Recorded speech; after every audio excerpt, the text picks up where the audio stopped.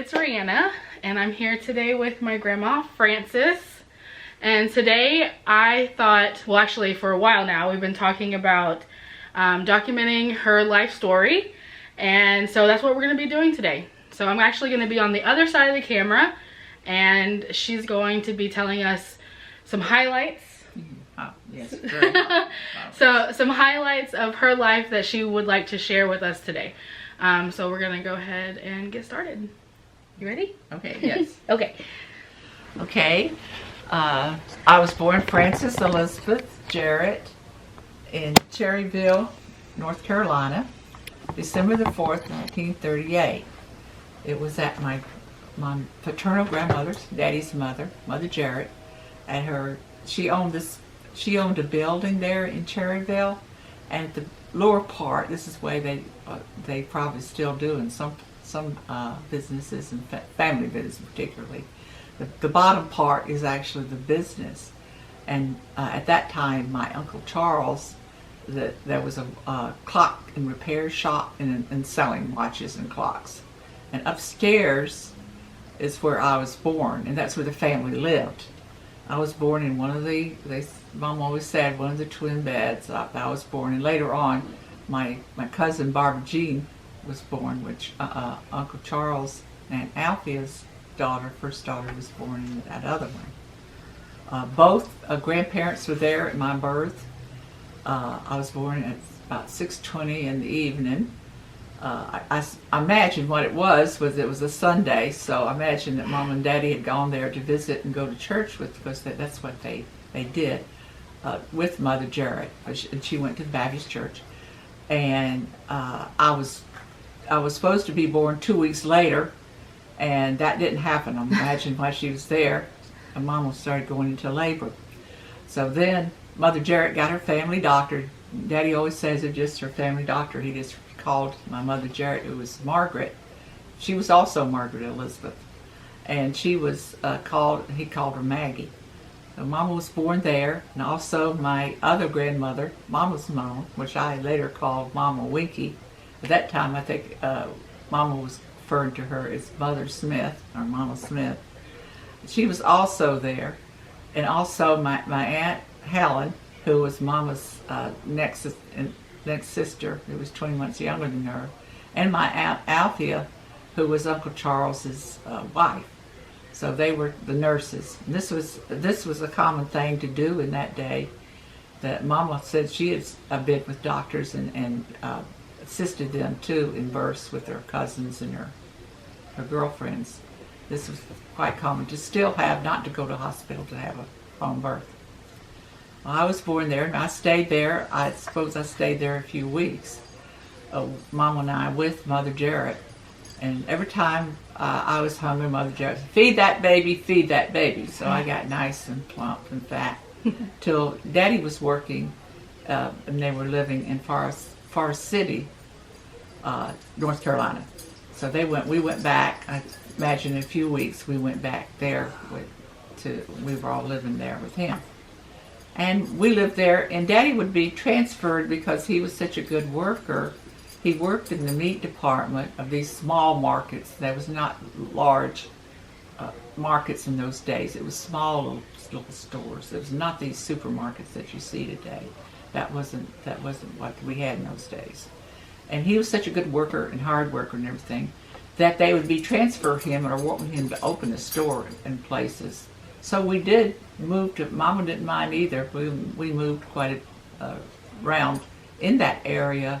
And even one time we were living in Rock Hill, South Carolina. And then my brother was born in Mooresville, North Carolina. Now, I guess I would imagine when the war broke out, and this would have been Pearl Harbor. I was going to say, which war? yeah, I'll identify it. Which war was the big war. The big war, the one that we all say was the just war, or the one we had to have. So during the war years, we were living in North Carolina, and as I said, Daddy was being transferred to these little places. But then Mama's family went to Norfolk, Virginia, which had a shipyard, also had a naval base. They were getting jobs there. So Mom and Daddy and of course, my brother and I, up we went to Norfolk. And housing at that time, during the wartime, was extremely difficult to get. The first place I think my family and I lived was a little trailer park. We lived in a trailer park. And I think Daddy and Mama both were. Mama briefly for a while worked at the shipyard. And people say in those days that it was so easy to get a job. If you were breathing, they would give you employment. So the unemployment rate was extremely low at that time because anybody could get a job. So anyway, they worked. Daddy worked there, but I think he got back. That wasn't his thing to do. But even my grandmother, my Mama Winky, she loved the job. She got a job there and she loved it. She loved working. She loved that particular job in particular. And she worked there, and that's where my Uncle Odell met my Aunt Betty, who I guess you could call was Rosie the Riveter. Like the same thing, she did that. And as I say, my Daddy Bob and my uncles were working at the shipyard. So we did that. And then for some reason, my brother and I were, back in, it would have been the end of the war. Oh, I have to say, I don't have that many memories of the war. I really don't. I know we would go to movie theaters, and that's the only place you could see anything about what was happening because there was no TV. People would sit around a radio. And so you just sit around the radio? They would sit around the radio, and all the people were talking about was Hitler, Hitler, Hitler. And even at a very little toddler age, I was only about 4.5 or something, I had this terrible bad dream. And I told my family that Hitler was swimming across, I probably didn't say the Atlantic, but that's what it had been, to get me. He was like a boogeyman, because all the grown-ups, of course, Hitler, even in that young age, I was, of course, and any child would be, we were absorbing that atmosphere and thank goodness, I say today, I'm glad I don't remember it, because it must have been frightful for the adults, because they didn't know at that time how the war was going to go. Well, we were hopeful that we were going to prevail and the Allies were going to prevail, but it was not a given thing. Yeah, I can't imagine that, because it's not something I can even grasp, because I don't even understand living through that. What that's like. So it would have been frightful. So of course they were sitting around and they were talking, oh my gosh, where are they now? What battle have they won now? Battle of the Bulge and all these things that we see when we watch the old movies and that depicting that, and we see just what was going on and what our boys had to go through. I mean, and the casualties. If you've seen the longest day or something, watch these movies. It really gives you an insight into what we had to go through during that period. It wasn't good, and all the war pictures, they'll say, "Don't you know there was a war going on? Don't you know there's a war going on?" Because that was all the lies. Our lives just went around that. I mean, our toys, we couldn't get. There'd be wooden toys. I know my brother's, all his little cars and everything were wooden, because you couldn't get any metal or anything. Lining up ladies that wanted nylon stockings, they couldn't get. Odd times, my mother was able to, because Daddy would get extra, because he was the meat manager. He would get these extra rations, because that's how everybody, every month, the families, depending, I guess, on the size of the family, you get a little book of rations. And that was what you were allowed. You were only allowed a certain amount of sugar. You were only allowed a certain gasoline. Families you'd have to get together. I mean, that's another story I could tell. We would all pile into my grandmother's old Buick, my 38 Buick, I think it was, 39. And one time we were going, I mean, we would be layers. Sometimes we'd be 3 layers in the car, going someplace. Because gasoline, either my other family members didn't have a car, or gasoline was so precious that you just couldn't purchase it, and your stamps had run out. Maybe they supplied and gave it to they're going someplace. Well, one time we were driving along, and my Daddy Bob was kind of a jokester. here we are. We got about 9 or 11 in the car now. And I'm sitting on somebody's lap who's sitting on somebody else's lap because I was just a little teeny girl. I was just a little taller. And so I guess my brother's doing the same thing. He was just a toddler. So here are two, and people would hitchhike more in those days. And it was, I guess, safer or something. And here was two sailors on the side of the road. Daddy Bob said, "Pull over, Annie."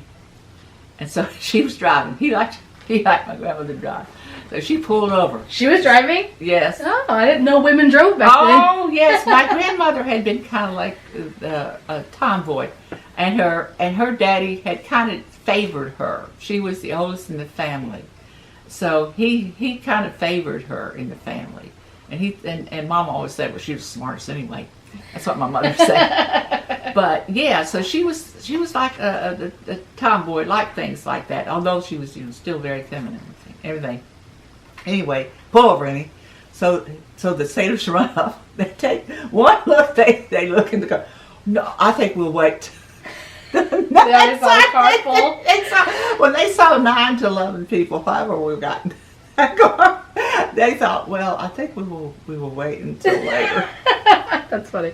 But and families would visit each other in those days. And I was around my mother's family, particularly my daddy's family too. But now we had moved, so couldn't be around his family as much. But they were very close. Mama's family was very close knit. And Daddy loved being around them. My daddy loved them because I always think that Daddy's family was more, how can I say it, more proper, let's say, where Mama's family was more earthy. Like to tell, like they told risque jokes. Of course, we'd be out of the room. They'd shoot us out. We didn't hear anything risque. We started laughing. But they told these risque stories and things like that. So Daddy loved that side of the family. He adored them, and they adored my daddy.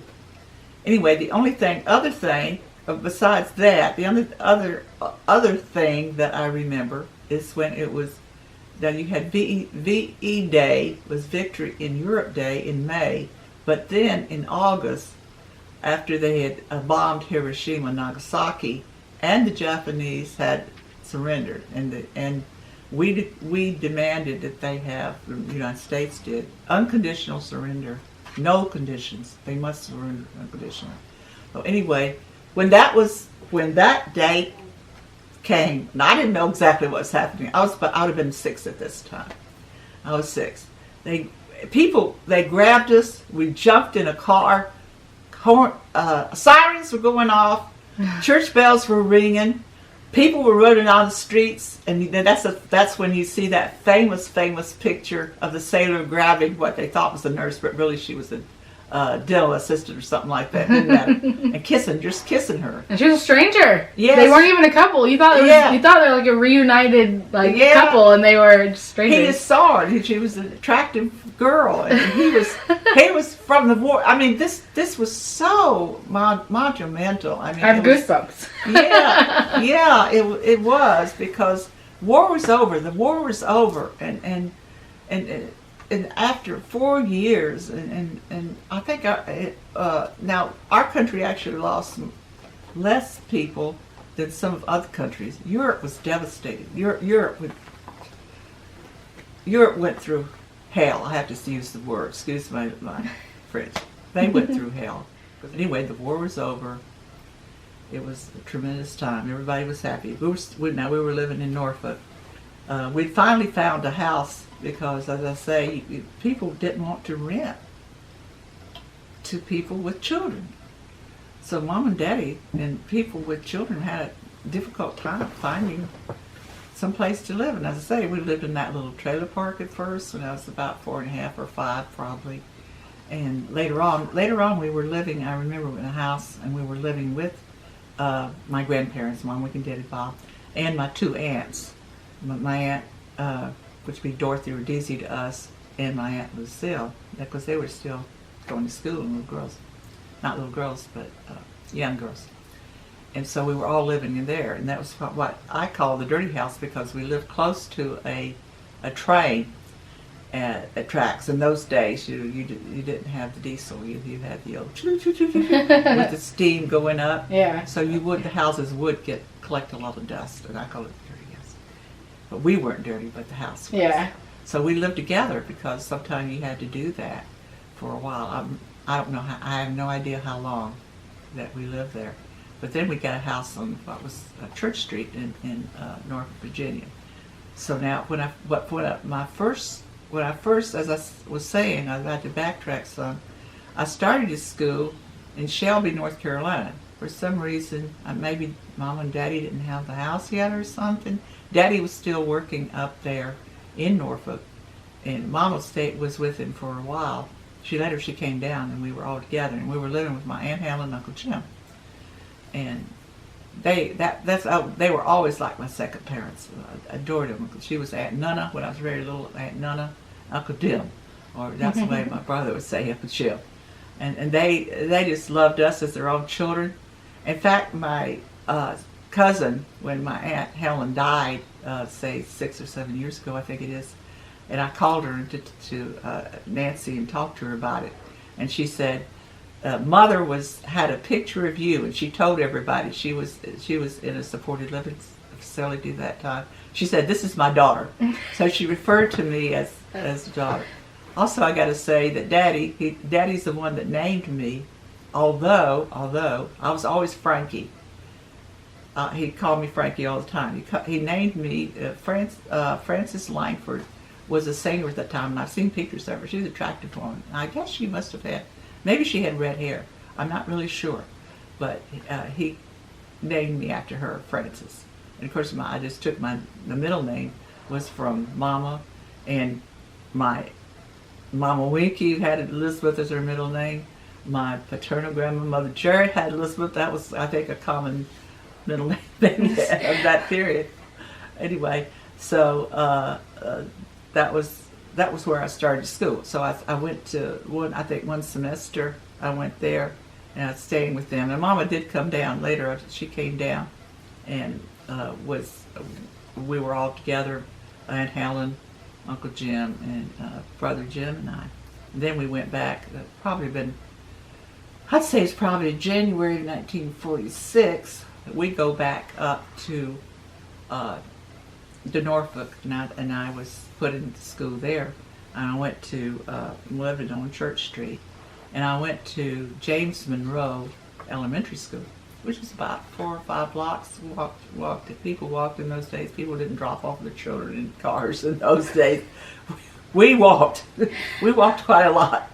In snow, uphill, both ways. Yeah, I started at school. I'd have been in first grade.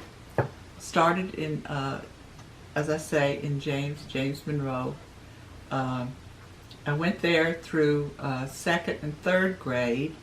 Then in the fourth grade, Daddy and Mama and Jim and I went down, and we stayed about, I guess, through the school year. And he had a job down there. He was working in St. Petersburg, and he worked there for a while. But we went back. Then we went back to Norfolk when I was in the 5th grade. I had a girlfriend. I've written about her too, Moselle. And Moselle had been my girlfriend in the 1st, 2nd, and 3rd grade.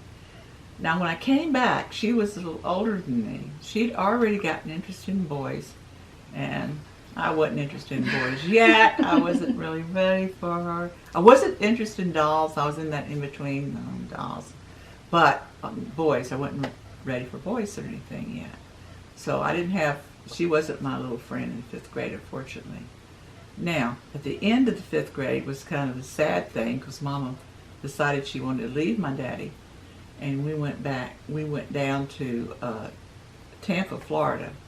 Daddy Bob came to get us. I remember we went in a truck or something like that, and we went down there. And they had leased, Mama Winky and Daddy Bob had leased this, we just called it a joint.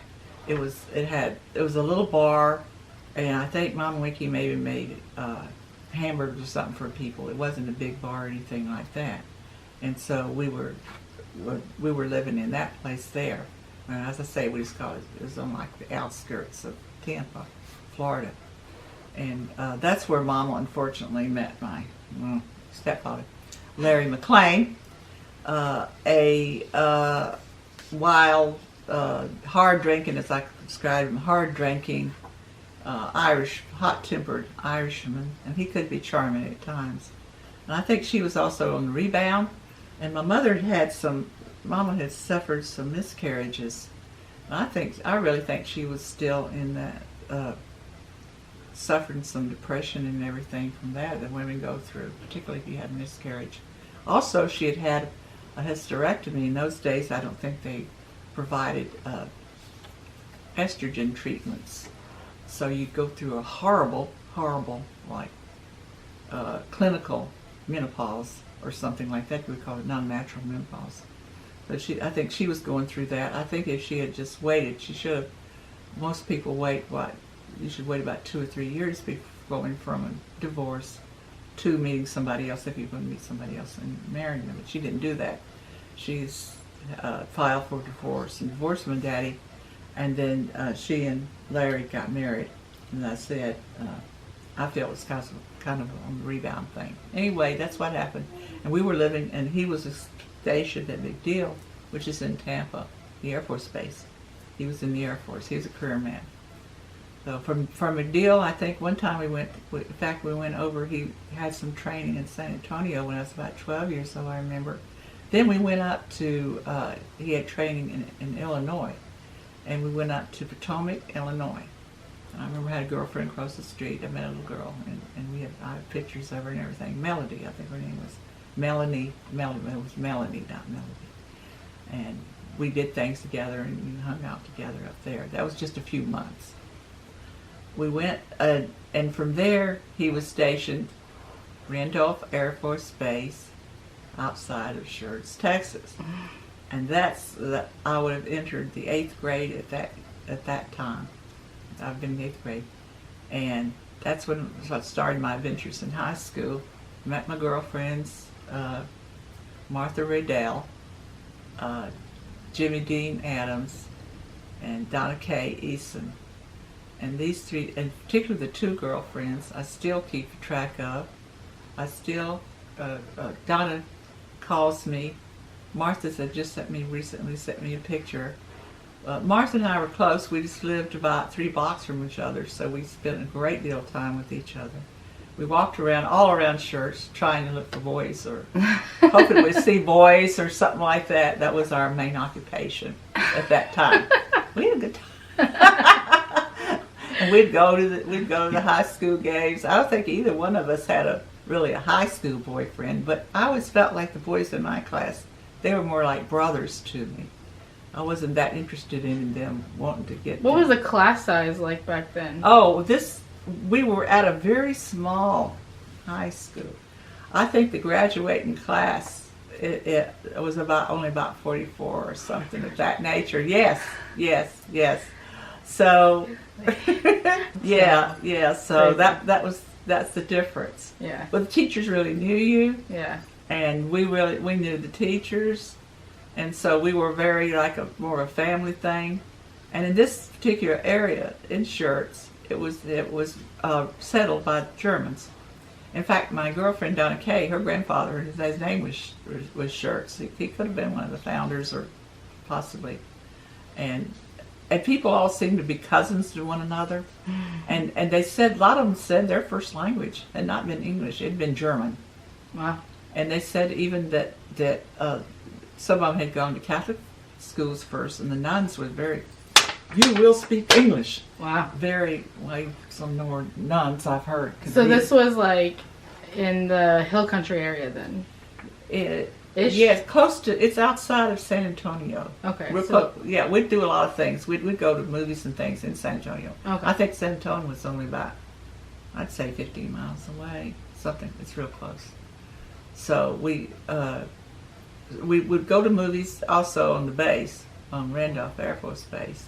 They just charge us a little bit of money, and we'd go there with friends. Seemed like, and what I've read from my diary, we would go but people went to movies more often. We would go at least once a week. You'd go to a movie, sometimes twice a week. Yeah. And that's what we would do if young couples, dating couples. That's what you do. Oh, and we had a Starlight Drive-In, which we call the Passion Pit. Yeah, and it was, and yes, there were a lot of kissing and smooching and all, and I don't know what else because I wasn't doing the all else, but I'm sure some were doing the all else. But that's where we'd go. We'd go there, and you could load up your car. I think it'd just be one price. We could go in, and you'd put those little speakers on the side of your car. Well, a lot of times your cars, you see the cars with the young people were all steamed up from, I guess, from the smooching, and the kissing, and the whatnot, and some for whatevers. And Martha and I was telling the story to I think Callie and Crystal yesterday. Your grandfather brought it up, but the story about Martha and I, she said she knew these guys. So we got in their car. Well, we got in the back seat, and they would have been GIs from the base, you know. And so they drove us out to, this is at night now, drove us out to the golf course at nighttime. Well, what do you think they're going to do at nighttime? And one of them wanted one of us to get out and go with him, and the other was going to climb in the back seat. And we just refused. We wouldn't move. That was at least the one smart thing we did do. We refused to move, and we were crying and carried on. Please take us back. Well, I think. Oh my goodness. Yeah. Well, for some reason, I don't know if it was before or after, we were at a drive-in and food drive-in now, you know, where a little snack type thing, and we saw your grandfather, and with a friend. And they were smiling at us and everything. And I said if they'd have motioned to us or something, we'd have jumped out of the car and gone with them. But we stayed with these old guys.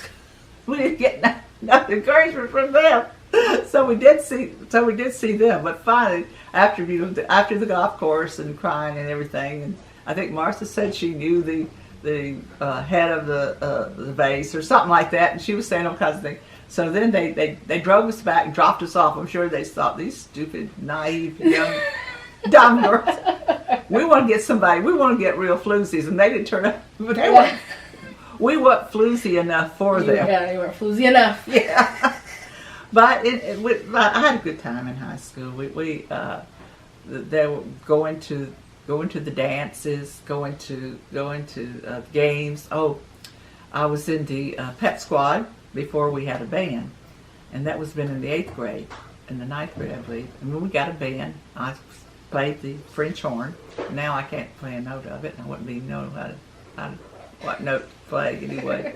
So that's what I did, marching band, and we went to some places out of town sometimes, and we had our uniforms and our marching band and everything. I did that, and that was fun. We went on bus trips, would be back bus trips. I remember one bus trip, it was my senior year, and coming back, all the girls got with the senior boys. So I got with somebody that I had dated in my class, Charles Dennis. And Charles Dennis and I was wrapped up in a blanket. And and yeah, we were doing some smooching, and I fell asleep on him, and as I say, that was an interesting trip too. We'd gone up to Dallas at the Texas State Fair. That's where we'd gone to. But as I say, coming back, we all, girls got up and sit with the guys. So that was interesting too. I didn't date that many. Really, it was only 2 high school guys. That was Charles Jensen and Bob Calkin, I believe his name was. Bob Calkin were the only ones that I really dated while I was in high school. I was more interested, seeing what the guys on the base and everything were more interesting and exciting and everything. And that's when, I have to go into when I met grandfather. I was we liked to go to the pool, and of course we were going to the pool there on the base, the East Pool, just to sunbathe, but also to meet guys and things like that. But I was laying out in one of those chase lounge type things, and Mama and I was gone with Mama, and she started talking to my to-be husband over there, and he was telling her that he had a little sister, and he was living in California then. He's from Idaho, but his family moved to California, and telling her all that. Well, he says I just stuck my nose up. When I was used to my mother, that was the way she was. She just talked to all these people. I wasn't that interested sometimes in talking to these people. I was just trying to, suntan, get his tan. She introduced me, and yeah, this is my daughter, Frances. Okay. So, but I started seeing him. I saw him at the pool all the time, and they called him those days. They were calling him Sherlock, because he would, on the TV shows, he could always, the plots, he could always figure out who done it on the mysteries. Such and such. So they call him Sherlock. And he stayed at the pool all the time, and he was all tanned, and I always tell him he had a swimmer's body, because he swam a lot and dove a lot, and he had a real good physique those young days. And I was 17 and he was 18. But then he got stationed, as I said, this would have been after, I guess, my junior year, and I was going to be going into the last year of high school. And he got stationed in Japan. So now he leaves for Japan. And of course, I stay with my family. And then my stepdad got transferred to Bermuda. And so we leave for Bermuda. That would have been, let's see. Okay, I went 56. Okay, 56, the semester there, I would have been, that was my senior year. Then the next, 57, because I graduated in 57. And so we went there, we got in Bermuda probably about March of 1957. And I stayed there. I stayed with them. At that time I didn't try to get a job or anything like that. I was my mother had me taking these correspondence courses that would go to getting me some hours and everything go to my high school. And so I really didn't walk with my class. I wasn't able to do that, but I still had enough hours and everything that I could, I graduated from there. So that next, then coming up to would have been 56, yeah. In that fall, I went back to St. Petersburg, Florida, and because I was enrolled in the nursing program there, and it was connected with St. Pete. In those days, they called them junior college. Junior college. They didn't call them community college. Probably nowadays it is, but I was connected with that, and I stayed there for the 2 semesters there. Now, I didn't I'm afraid I didn't study hard enough or whatever. So, I had to, I had to second semester. Also, I feel like if I had been in the dormitory, there would have been I'd been more focused and everything. Because I was living around my family. I was living with my Mama Winky, and then my Aunt Lucille with her 2 children come in. I think I was probably got a little too involved with family things, instead of just constantly study. Because the nursing course I had a lot of hours. I think I had about 17 or 19 hours. It's extremely difficult. I mean, nursing school is still really hard. Yes, I know. It's very intense. It's yeah. intense. And so at the end of, I guess, May or June, I went back to Bermuda. And Mama and Larry, my stepfather, were living they were living off of what was called Harrington Sound, and they had rented a house there, leased a house, and Coral Cottage, because it was coral. And I actually got a job. I got a job at Holmes Williams and Purvey there, which was a car dealership. And they sold English cars, and you didn't have big cars there in Bermuda. You had the smaller cars, English versions, like Morris Minor, and one of those. They also sold. I remember. I'm right now. I can't remember. The name will come to me. So I worked there as Girl Friday, and I worked in the garage section, and I would when people came in, I would take all their tags or what you would call it, and I'd figure out how much the total bill was. That was my job, because they would take so many, charge so much per hour to work on a job, because they were repairing cars and this type of thing, and so much for labor and so much for parts and like that, and I'd add it out for customers. And of course I was working in pounds sterling. I didn't work in dollars. Now if an American person would come in, then I'd have to call the bank and make sure what was the conversion, what was the pound to the dollar at that time. And I enjoyed working there. I had a lot of dates. I'd get on the back of guys from the base, get on the back of their little scooters, and we'd go over the islands. Some of my boyfriends, some of the guys did have cars, so that was a little bit better. And you go to the hotels there, and there'd always be dancing, and sometimes there'd be comedians that come in and that sounds so shady now, though. You go to a hotel with a guy now, it's a totally different story. Well, we just went for the dancing, right? And go to dancing and have a drink or something like that. That's what we did. So I stayed there until then. Your grandfather got back from Japan. We got together again. We married. He came over. He had to jump on a bus, go across the country on a bus, Greyhound bus, then get on an airplane. I think we went to meet him at one time, and he wasn't there yet, and so we had to go back later and meet him again.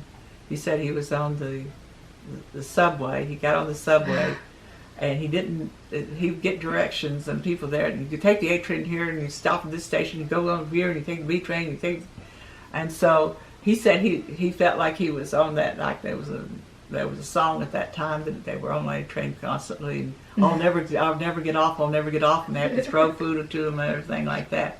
He said he finally saw a pilot. Now he didn't have the nerve to go up, ask the pilot, "Are you going to?" I don't know if it's LaGuardia then. I don't know. No, it wouldn't have been Kennedy, of course, at that time. No. It was LaGuardia, I guess. It was the airport. Mm-hmm. And he didn't have enough nerve to ask him if he was going there. He just hoped he was going there. And he followed him. He followed him. Yeah, he could have been going home. So he followed him at all the places. When he got off, he'd get off. He'd go to another. He'd go to different stations, B station, C station, whatever. And he did get there. He managed to get to the airport. Thank goodness he got over there, and we did.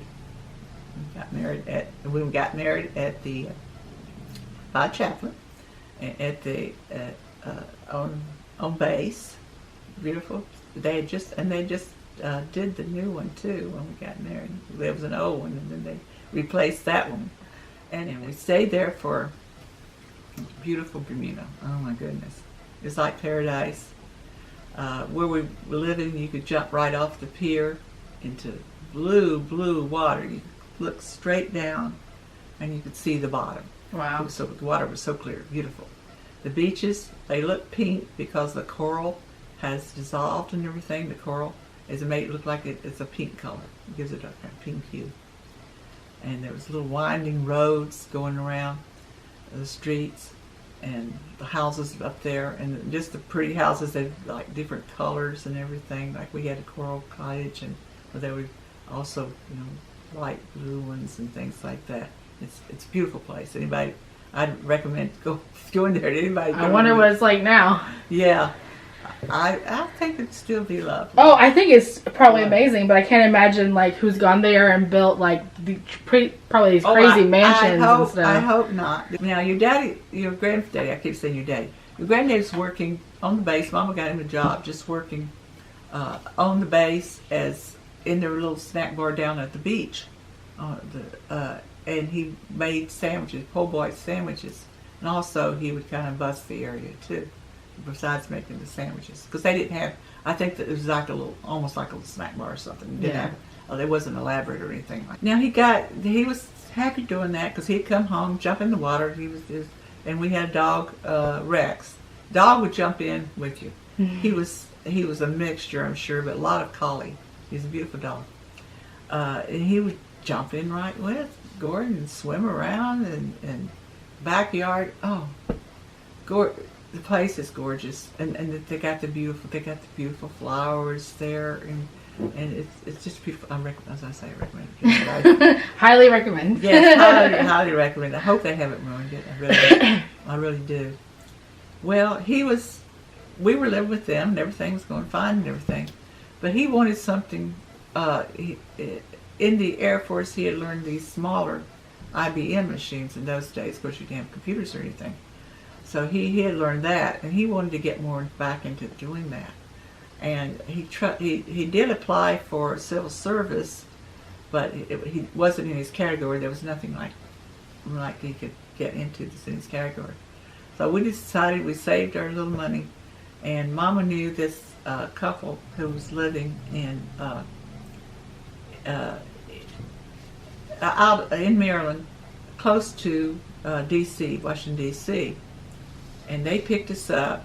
Now, he picked us up from National Airport there in Washington, D.C., and we stayed with them overnight. So the next day, he took us to an apartment where they had first got to in District Heights, Maryland.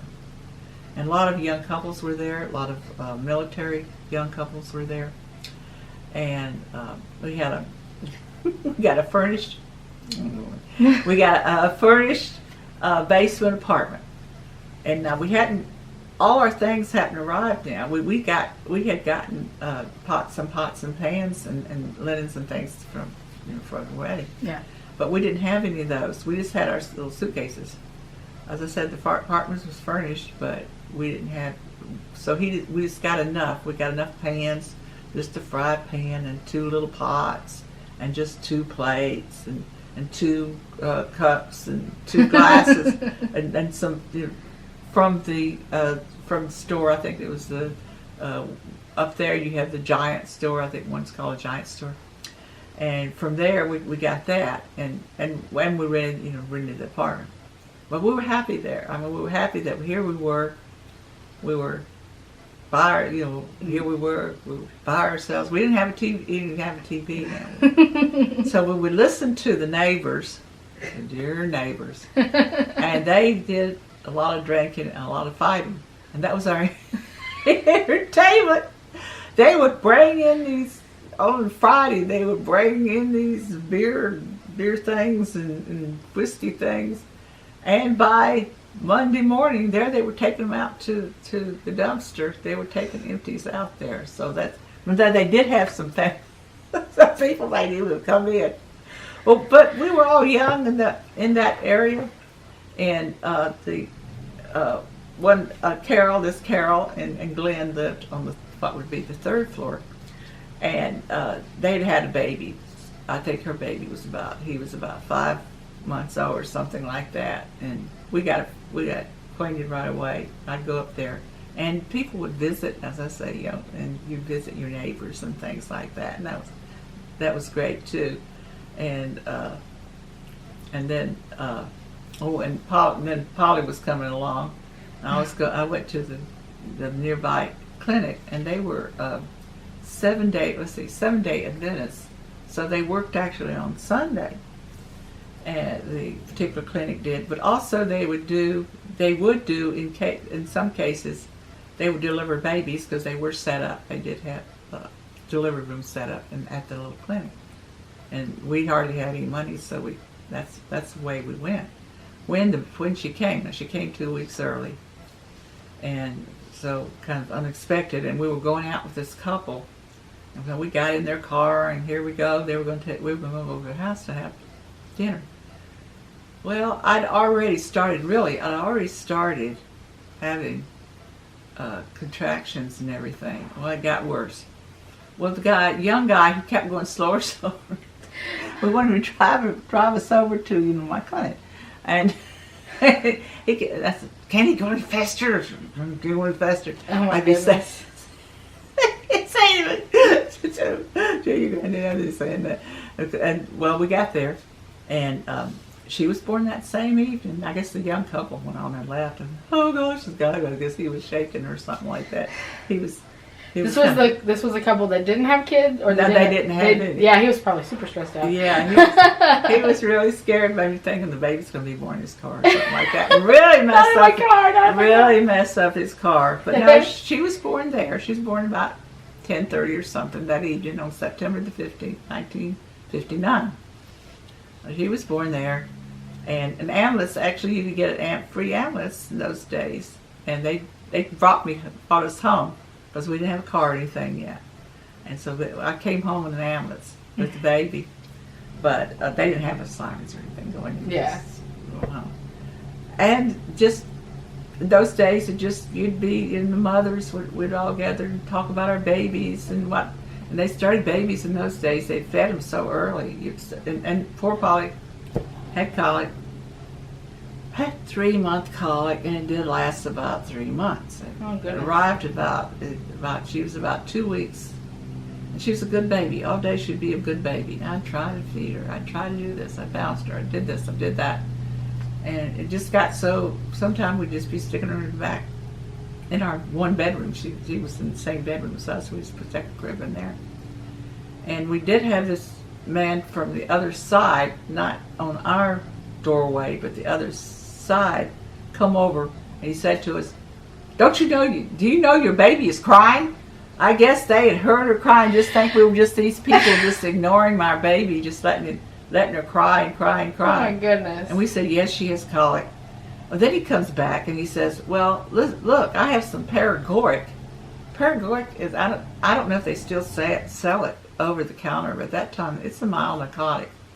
And we said, no, we're not giving our baby anything unless our pediatrician tells us, because we weren't. Drug her up. Yeah. We were, even as young as we weren't going to do that. But we got so we would have to we would put our sofa up so that she wouldn't be falling off. It was the old-fashioned kind. You'd have to just know what I mean. The thing could go down. It wasn't a pull-out, but the thing could go down. Okay. Actually, the back part could go down. Well, we'd put it up so that she couldn't fall off. We would go in the bedroom. I couldn't sleep as long as she was crying. Sometimes I'd be crying, she'd be crying at the same time. About 3.5 months, boom, and just disappeared. Wow. It was. Then she didn't cry anymore. She was, as I say, she was always a good baby. We stayed there. We were there in District Heights. In fact, my brother even came, and we had people come there. Mama came, I think Daddy came, and even my brother Jim, he came there in the summer and was staying there, and we watched Pauline. But then I went to this class. I went to this medical technology class that was in Washington D.C. Mr. Coppola's class, and I was going there for a while. And Jim was watching. Would watch her. He said he'd read her the editorial section from the Washington Post. Maybe that's why she likes politics so much. Anyway, he did that. And I would have to go to the bus to get there and get a bus to come back and like that. And we decided maybe we could go down to Florida. Maybe I'd go down to Florida first and with her. And so I think we put, now this would have been when Polly wasn't quite 2. So that would have been about 61, I would say, summer of 61. So I went down with Mama Winky and I was staying there for a while, but unfortunately that didn't work out too well.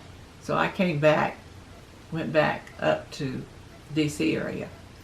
And, excuse me, and after that, I think, yes, I got a job. And your grandpa was working at, first he worked for insurance company, Acadia Life Insurance. He worked for them for a while. And I got a job when I came back to D.C. And by that time, we had moved, and he still had the same job, but we had moved over to Alexandria, Virginia, Duchess Gardens, they call it, Duchess Garden Apartments in now Alexandria, Virginia. And that was when I think Polly would have been close to 2, I think. And so that would have been 61. I got a job at the National Association of Letter Carriers first, and we did insurance for them. And I worked in this big old, we had this big old room, and we were all just typing these vouchers and everything. Then we would pass these vouchers on to another group that would fill them out. And we filled out, we see people were sending in their application, their insurance application. Then we would fill these out with particular things. We would send it over to another department where they filled out, and they actually put the price of what the thing was going to be, how much money the person would get, and so forth. And this was about 2 blocks from the Capitol building. A lot of times we'd be working, and we'd be real close to where Capitol building is these days. Still is, of course. It still is. Worked there. Let's see. Oh, I had Margie. I had Margie while I was still working there. I went back, and I still had the same place. I wasn't very happy. I would be about 5 minutes late, and they were getting all upset with me because I was 5 minutes late. But it was because we were, had to get Polly ready, Margie ready, take them to the babysitter, and then, get to work. So they were all upset, and even my boss, Francis, they're really upset with you. 5 minutes late. Anyway, so I went over, and at that time, Grandpa had already gotten a job at George Washington University in their business department, and he was doing that, and he was working on what he liked, the smaller machines of those days, with the punch cards and all this, doing key punching and all punch and that like that. He wasn't doing the key punching, but he worked on the smaller machines. So he was doing that. So I got a job. I went over there and applied for a job and got a job over there. But I was working for the Naval Log Laboratory, and I worked on a lot of secret work. It was like a contract. We were actually contracting from George Washington University, and we worked on a lot of secret things. So I actually had to go and get applied for a secret application. I was fingerprinted and everything. Wow. Yeah. So I had to try to put down every place I lived. Oh my gosh. Ask Mom and Daddy. Some places they didn't even remember themselves about. I hate when they try to do something like that. Even like nowadays, I'm like, I don't know, I've moved too much. Yeah. How do people remember? Well, yeah. I can say I figured it out. I've moved before we moved here 18 times. I moved about 8 and lived in about 8 or 9 different states. Wow. In my life. So anyway, besides Bermuda, I guess I'm not counting. Well, I guess we're counting Bermuda as a move, but not as a state, of course. Yeah. So we lived in it. We moved from Duchess Gardens, and then when I was expecting again, we moved again to some better apartments. They were like little townhouses or something, because we had a first floor, and you go up to the bedrooms would be on the second floor, and that was when we had Rhonda. My mom. Yeah. Both of the babies were born in Alexandria Hospital in Alexandria, and so we had, and I didn't go back. I had been working at George Washington, and I loved working at George Washington University. I liked at Navy Log or Navy Logistics. I loved it because I met a lot. We were very laid back. I mean, I'd gone to people being all worried, 5 minutes late, to shoot. We'd come in 15 minutes late, or we would just sit around talking and gabbing and talking about things. In those days, some of us were married, having babies, and talking about the others dating. And my friend Linda was dating, and she was a pretty thing, dating a lot of guys and all this. We talk about all that. She tells us all this, and we were just like a little family. We were just like a little group. Now, one particular memory I have is the day that JFK was assassinated. Now, we were sitting around our little group talking again. In walks one of our other co-workers, and she said, "The president has been shot." We all ran into Shelley. Shelley was our next supervisor. We all listened to the radio. and listened to, and of course, we got it that he had died. We all were just the whole Washington D.C. area. It was, I mean, I got a hold of your grandfather, and we drove back and forth together. We could do that since we were in the same place, and it was just everybody just left. It was just a strange time when we were all fixated to the TV, watching the TV constantly for about 3 days. We watched it. We saw when we saw them bringing in Lee Harvey Oswald. We saw Ruby shooting Lee Harvey Oswald.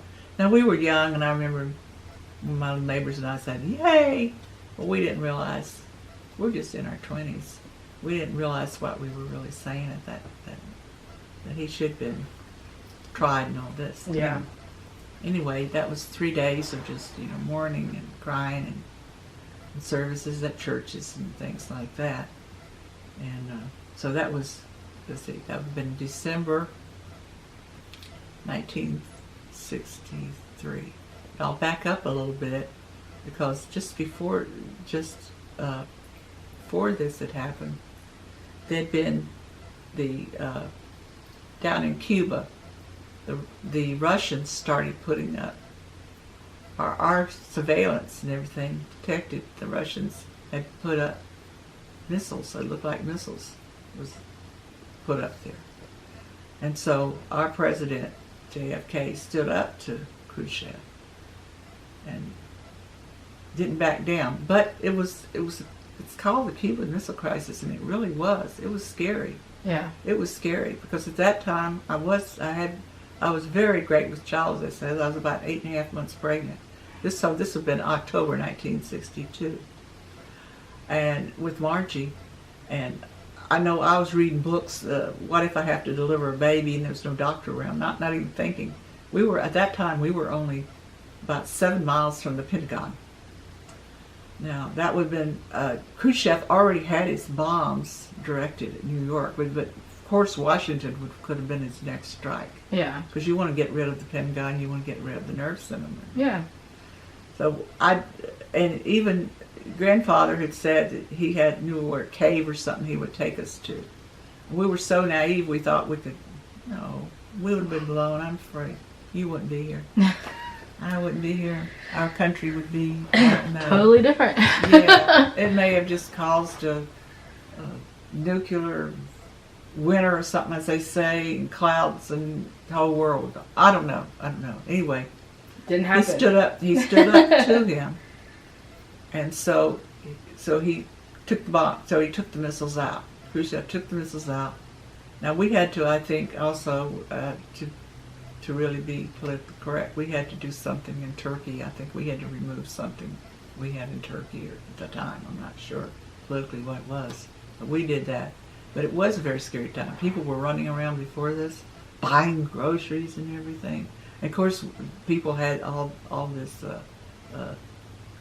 had these underground places where they thought they could go to be safe from nuclear destruction and everything, atomic destruction. And they had those places that they built. There was a cellar. Like a bunker or whatever? Yeah, bunker, yes. And I guess they put food that could be saved or something in their canned goods or something like that. We're all in these places like that. And bomb out shelters, or they had those things. And it was the days, it was the Cold War was really, really hot, I'd say. Is that whenever I've seen like the little videos of them teaching the kids like the duck and cover thing drills or whatever? Yeah. Like even when I was in elementary school, I can remember them telling us to go under the desk. Like that's not really going to protect you, but I know. People act like that would have saved your little lives would have been blown to smithereens. Yeah, but it's our just little bodies. That you like the idea of safety. Yeah, you think that's going to save you, but anyway. Yeah. So that was another thing we got through the country, and then of course the assassination of JFK. That was horrible, and then LBJ, Lyndon Johnson, of course, took his place, and one good thing we can say about him is he passed the civil rights laws, because African Americans were really marching, and Dr. King at this time, this had been during the early 60s and through that period, and the 60s were very interesting but turbulent times. It was very interesting. After I said it, we had our Rhonda, and then we moved to let's see, where I say, oh, we went Greenbelt. Grandpa got a job at Goddard Space Center, and he left George Washington University. We went to live in Greenbelt. We got real nice apartments there in Greenbelt, Maryland. Back we went to Maryland. See, we were in Alexandria. Back we went to Maryland, and we lived in really nice apartments. And that's where Julia was born. When I had Julia, she was born there. And we got a house later on. And Julia had been about 2 years old. Sometimes I go the age of the babies. So that had been about 1970. See, I'd say that. And she was about 2 years old. We got this house, and that was in Laurel, Maryland, which was still close, and Grandpa was still working at Goddard.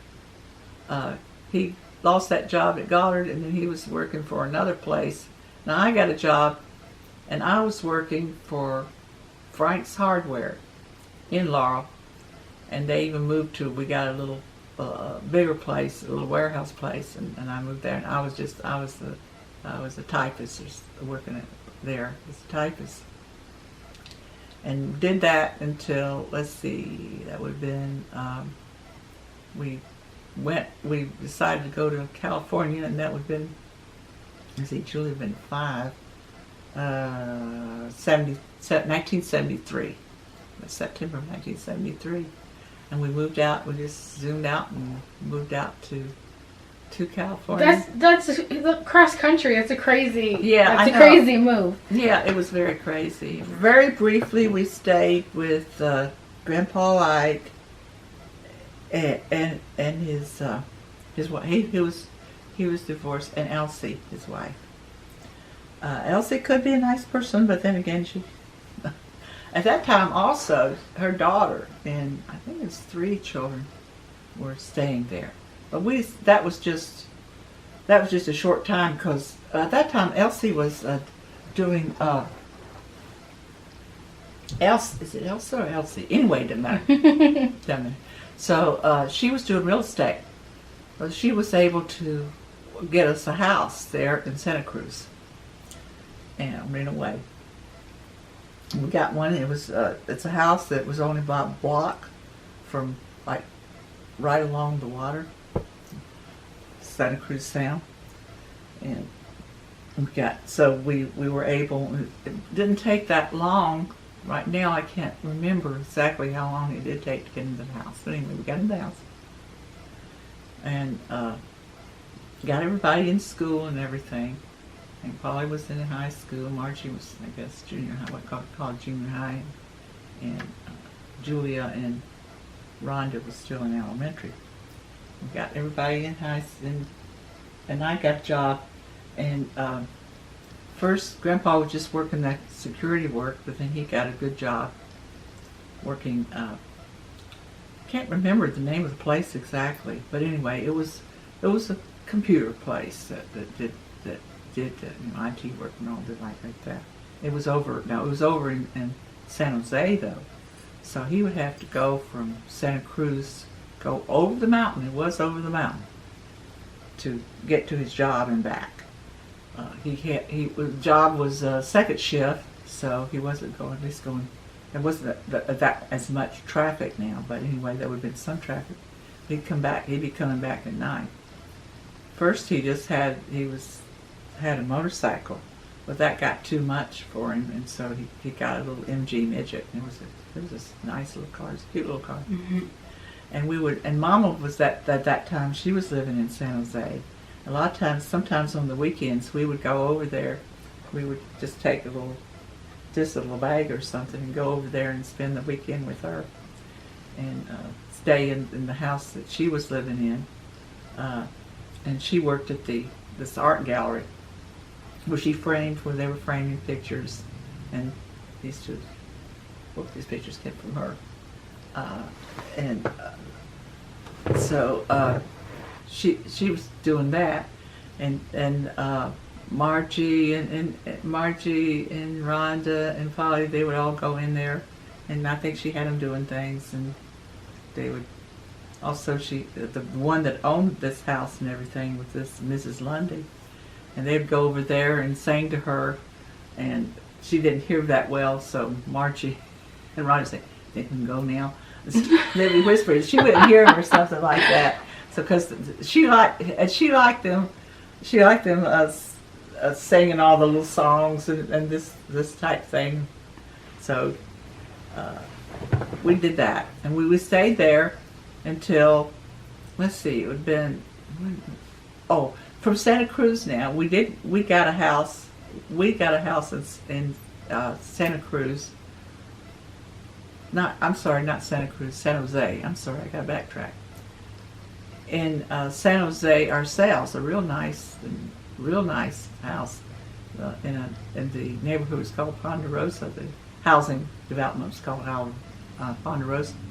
We got one there, and that would have been, didn't stay there. We weren't there that long. Real new house and everything. Let's see, maybe 79, early 79, because when we moved, early 79, we got the house. We moved there, and had to change. I know Margie, it was bad for Margie.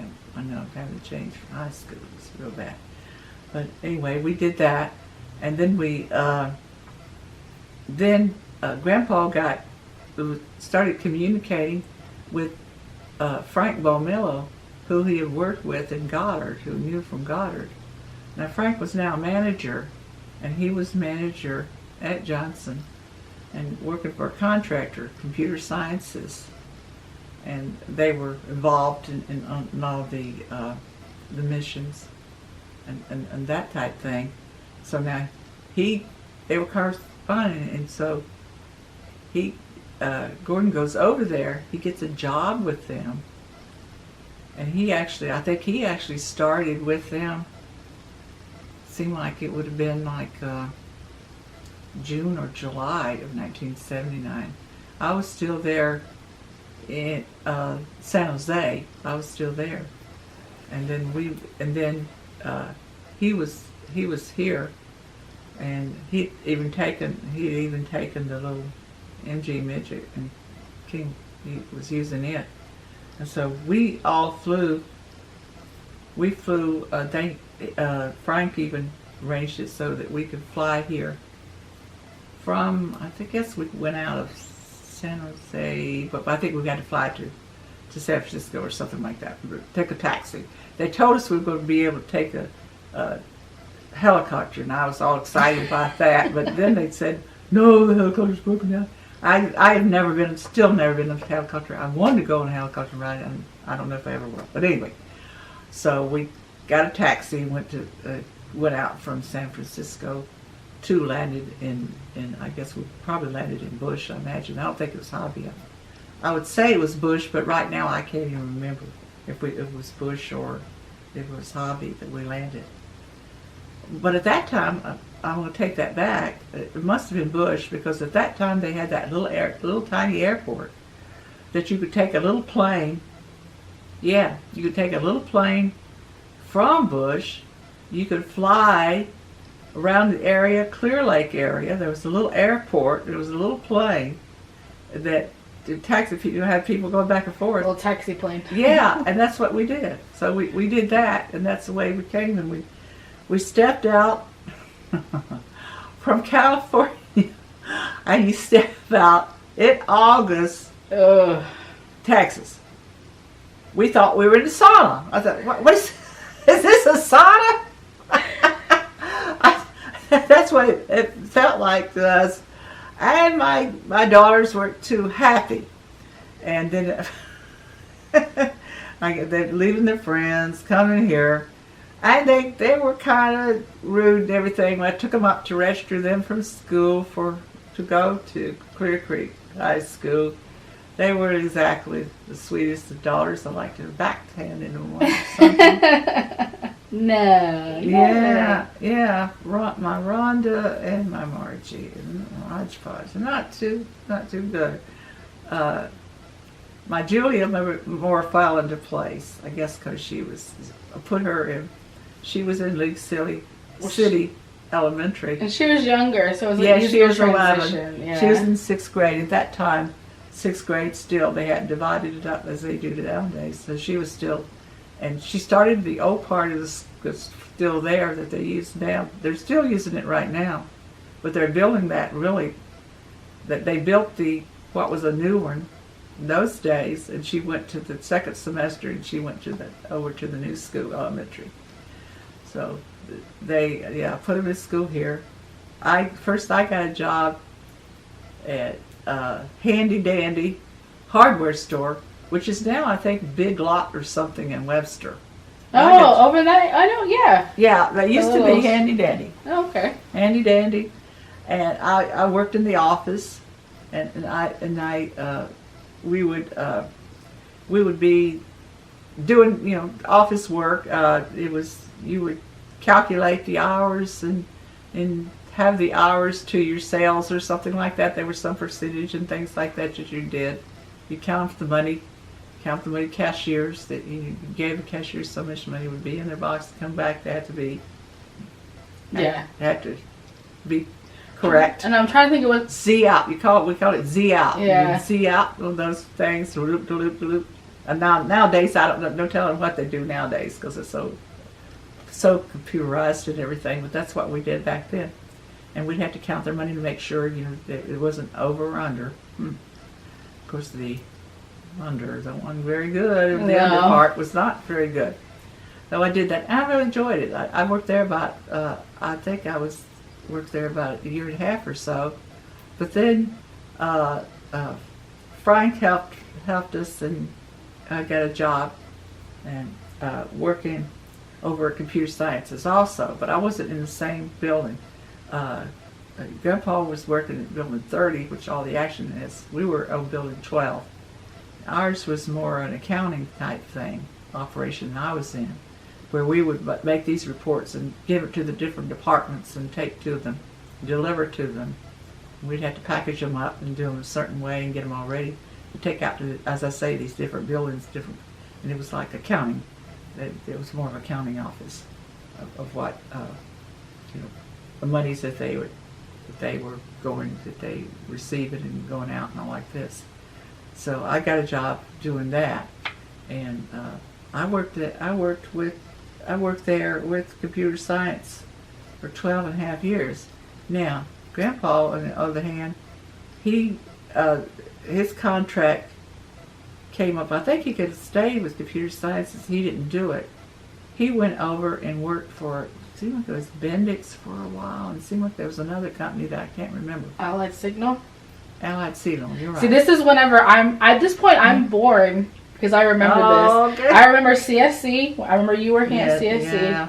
And then I remember Allied Signal was the last contract, I think, that he worked for. Okay, there was a Bendix before then. So yeah, there may have been something there, but this there. Was like, this is going to be like mid-90s now, right? Because you said 12 years you started. Yeah, I was about 12 and a half years I was there. I stayed on there. I could have gone on and worked in there in the other part, but I didn't want to because my boss was allowing me when I didn't have anything to do. I started going back to college, and she allowed me to study. So that's the reason it kept me there, kept me doing that, is she allowed me to study and do my own work and do like that. On the clock. Which really, yes, I did it. But she got that. I don't know, other people might not have done it, but she did. So, so that was good. And I stayed there, and now, I guess I would have left before Grandpa, yeah. Because I got, our contract came up when I was still there, and it was a good thing because I was in a terrible position. I got so that they were trying to fire me and everything, and there were really a lot of pressure on me, and I was really going through a terrible time. And they allowed me to. They didn't allow me. but they lost their contract to Grumman, CSC. I said, yay! I was glad they did it. And Grumman didn't hire me. I was glad. I always say, I'm one of the few people who say I was laid off, but I was happy. I was happy. I was happy when they did call me and everything. I said, yay! Because then computer sciences had to pay for my unemployment. And they extended it at that time. It was 6 months, but it was extended. I got about 5 months. I got about 11 months off of those people. Wow. They deserved it. They, mean as they were, mean snakes, they deserved it. I'll back up just a little bit about my college. I said I stayed at working at that particular position at computer sciences because I had the supervisor I had at that time allowed me to study and I could do that. So I don't know if anybody else would have done it, but anyway, she did. So that allowed me. I went in the evening. I would go to classes, and then in the summer I take classes. And I got my bachelor's degree, Bachelor's of Science in Sociology, in May of 1987. Then I went on, and I got my master's degree, Master of Arts, in let's see, it would have been December of 1991. And then I was talking about getting laid off from CSC, which was good. I needed to get out from there because I had the degrees. I needed to get out. And I was just staying just because it was comfortable and everything. So when they lost their contract to Grumman, I interviewed for Grumman. They didn't hire me. I was glad they didn't. I'm one of the people who are glad. Because as I said before, CSC paid for my unemployment for 11 months. So that was great. At that time, I was going out with my friend, Nancy Loving. We would go out and apply for jobs and everything. We applied a lot for down at UTMB and just all around the area. And I got a part-time job. This would have been about, I'm wanting to say 1994, about January, with Big Brothers and Big Sisters down in Galveston. I was only there about 2 or 3 months. Because my friend Nancy told me that somebody in the program that she was working for had left, and that it'd be a good chance for me to apply there. Now, she was working with the Dislocated Worker Program, and that was at that time located in Clear Lake.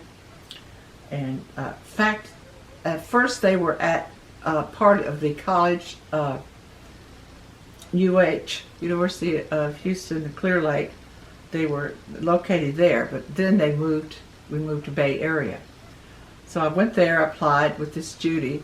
I wanted to give notice to my Big Brothers and Big Sisters, but she said, well, everybody these days, they don't do that. And I don't know if that was the truth or not, but anyway, I just had to tell them about a few days I would be leaving. I hated to do that, but I did. I worked there from April to December because they didn't renew, the state didn't, this was a contract program, and they didn't renew that contract. The state didn't, where it's located. What we did, we helped people. I would do I would be one of the starters and tell people what they'd be going through. They were going to go to classes to have the ones that had been laid off from NASA and contractors to help them to find another job. We would help them with resumes that they could do their resumes there. That we had fax machines, and as I said, we had the program to tell people what to say and how to interview and that sort of thing. So I really loved that. We had a good group there. I really enjoyed that program. So I was really sad when that left. But after that, it didn't take that long. I think it was about May of 1995 that I got my job at Gulf Coast Center. I interviewed for that, and I was called an ISP, Individual Support Provider, and I would take individuals. I'd pick up my clients, my individuals. I would kind of work with the family, but I would take them we would go to a lot of shopping malls. We walk around there. I take them to lunch. I took them to the library. I had one little client that I worked a lot with her during the week, almost 20 hours a week. I was with Melissa, and Melissa and I would go. Mother had me taking her to her speech therapist. We even went to. She had her taking a computer class, which really I was doing all the. I had to do all the work. Because little thing, she was mentally challenged. She was a sweet little thing. She was a person with who had a little bit of problems that way, and so I was the one that had to help her along those lines.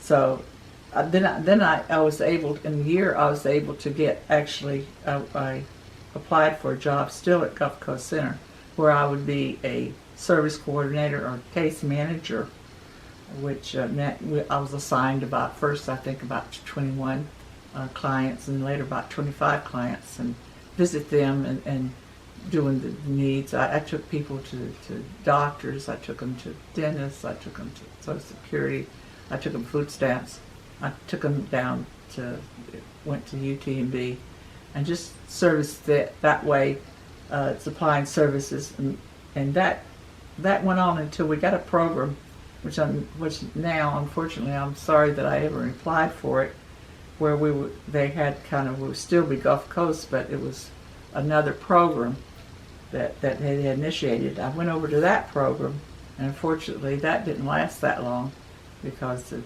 lasted 1 year, and I was still working with the clients in the mentally challenged area, but the state decided no, they weren't going to have that program anymore. So I would have been laid off from there, but fortunately I was able to get another job, and I got one down in Galveston with Phyllis McKenzie, and that was working with the mentally ill people, and I did that job for a while until she and I parted ways, but I still stayed with Gulf Coast, and I went over and worked with, that was a program that was right after the hurricane, and so we were getting people that had come here from New Orleans and everything, and so we were working with those people. We had a contract with the state again to help the people that had been affected by the hurricane, to provide services for them. That went along until December of 2007, I think that was, and then again the contract ended, and here I was out again. But I briefly got this a job that was for about 2-3 months with another group that did services for the mentally challenged. That didn't last too long either. Then the next job that I got was with the Imagine Corporation, where we helped people with either physical or mental disabilities to try to find employment. I was supposed to be I was an employment specialist. That was very different. That was, to tell you the truth, that wasn't my ideal job. I stayed there about 2.5 to 3 years until they just said they were going to shut down the operations in this area. I was just laid off, but it wasn't anything I'd done wrong or anything. It was just everybody at that time. I was out of job for a little bit, and briefly I was at Salvation Army down in Galveston. Now I still promote and love the Salvation Army.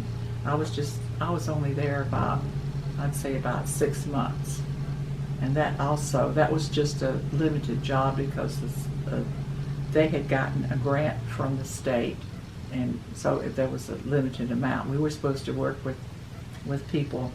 This was the homeless down there that came into Salvation Army, but there was specific things. We were going to help them to find apartments and help them to get employment and along that lines. And that was really, I guess, my last job that I had, and I hated to leave it. I liked working. And then a great tragedy came to me when I discovered, I guess it was first I'd gone to the doctor in March of 2015 and I had this swelling in my abdomen, and the physician, the nurse, said to me, do you have a hernia? I said, no, I don't have a hernia. She said, I guess that must just be your girth. I guess meaning I was fat. And so it wasn't until September of that same year that I went to a gastroenterologist, and we were going to have another procedure, and before she did this, she said, colonoscopy, matter of fact, she said she noticed this too, and immediately had me do next day do a C-scan, which turned out to be there was a tumor there.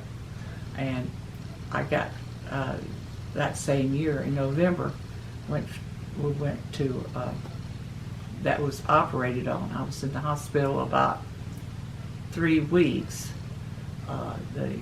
Unfortunately, the surgeon I had obviously nicked the intestine, and I was in, it killed me, and I was in sepsis, and so it was very longer. I should have been out of the hospital safe. It had just been the operation itself in about maybe a week and a half, but ended up being about 3 weeks there.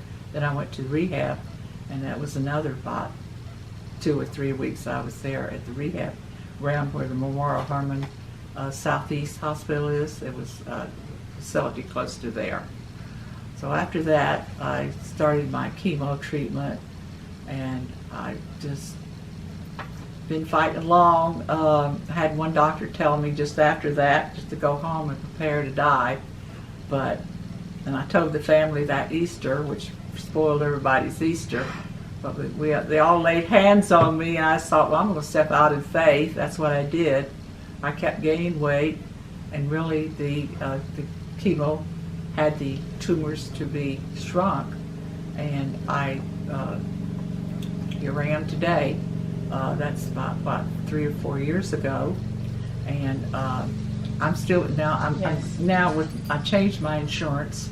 I wasn't happy with those people at all. Certainly wasn't happy with that surgeon. I had another surgeon that I had to have another lump moving the arm. He right away when I described it, he said, "Oh, he nicked your intestine."